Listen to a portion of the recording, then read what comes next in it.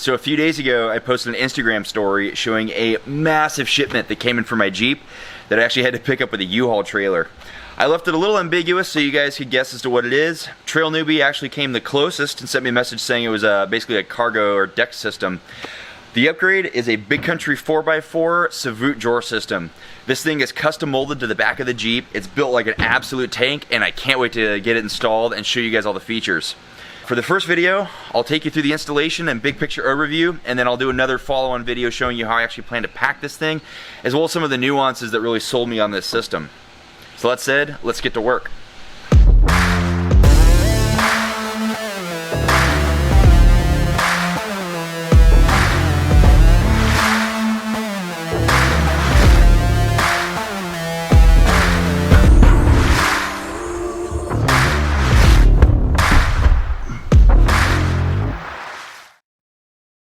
Now, as far as what comes with the kit, the drawer itself is already ready to go and ready to be installed in the back of the Jeep. What really set this brand apart from other drawers I saw is that they have these custom cut and carpeted inserts which go on the driver and passenger side respectively, which basically make this drawer system look as if it was factory installed in the Jeep. Additionally, there are 3 L brackets here. 1 will go on the passenger side, 2 on the driver's side, and those act as upper supports for these 2 pieces to sit on. And then lastly, to make this a truly factory look, you'll see that they included 2 side pieces, which will basically blend the sides of the drawer to the edges of the subwoofer and the plastic trim on the driver's side.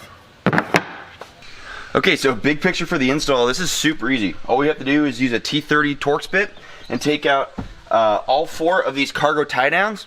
We're really gonna lay the drawer down into those spots, and then each of those bolts will be reinserted through these steel crossbars.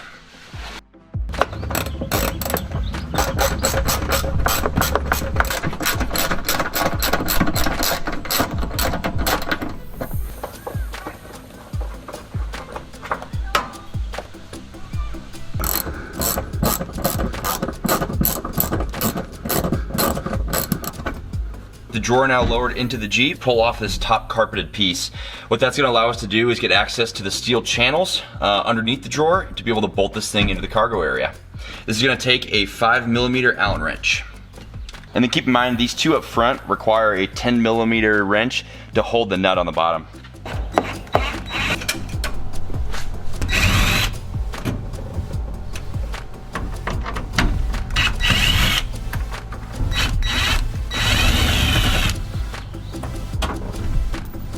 Alright, with all those bolts removed, I'll go ahead and set these in the drawer. And now all we have to do is push this board back and go ahead and lift it out. So now that the top of the drawer is off and the drawer is fully extended, you'll see that we've gained access to the 2 channels, which we're going to use the 4 included bolts to actually attach this thing to the cargo area. It's going to use the same holes that the Torx bolts came out of.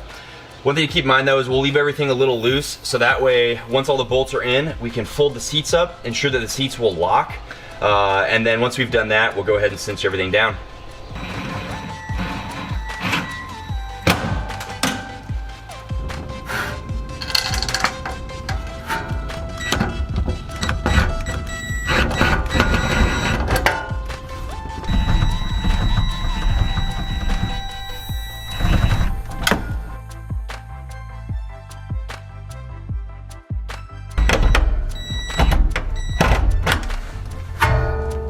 Alright, with those 4 bolts loosely installed, now we're just going to raise the seats and make sure they lock in place.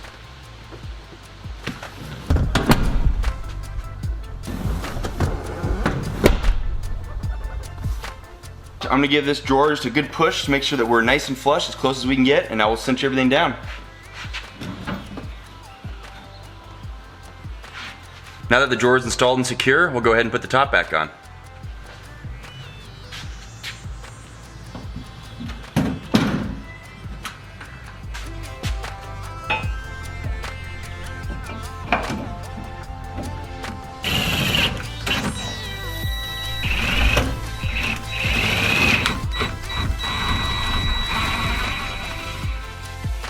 We're going to install the 3 side L brackets. There are 3 different sizes, a long one, a short one, and something that's in between those 2. The middle length one is going to go on the passenger side, and the longest L bracket and the shortest L bracket will go on the driver's side. The purpose of these brackets is to sit alongside the drawer and basically be a platform for the side pieces to rest on.